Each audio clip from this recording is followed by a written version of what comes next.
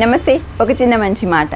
మనం ఆరోగ్యంగా ఉన్నప్పుడు ఆనందంగా ఉంటాము. ఆరోగ్యము, ఆనందము 2 కూడా చాలా ఇంపార్టెంట్. మరి ఆరోగ్యంగా ఉండాలంటే ఏం చేయాలి?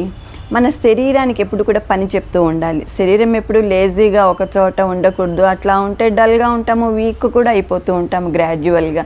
సో శరీరం ఎప్పుడు కూడా పని చేస్తూ ఉండాలి. Joints, muscles should work at all times what ever the age is. అట్లా మన బాడీని మనము కంట్రోల్ చేసుకుంటూ పని చెప్తూ ఉండాలి. మరి ఇది ఎట్లా సాధ్యపడుతుందంటే యోగా ద్వారా మాత్రమే సాధ్యపడుతుంది.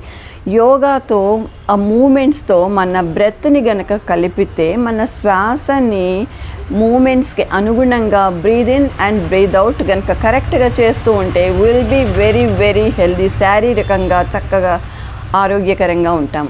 మరి మనసు గురించి కూడా చెప్పుకోవాలి కదా. బాడీ గురించి చెప్పుకున్నాము, మైండ్ గురించి చెప్పుకుందాం. మనసు ఆలోచన లేకుండా నిలకడగా నిశ్చలంగా ఉండగలగాలి. మరి ఆలోచనలు లేకుండా ఎట్లా ఉంటాయి? రకరకాల ఆలోచనలు వస్తాయి కదా. అనవసరమైన ఆలోచనలని మనము తీసేయగలిగి ఉండాలి.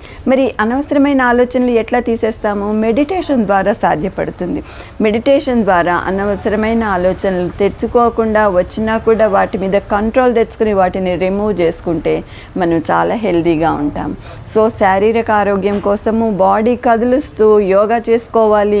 మానసిక ఆరోగ్యం కోసము మైండ్ నిలకడగా ఉంచుకుంటూ మెడిటేషన్ చేసుకోవాలి.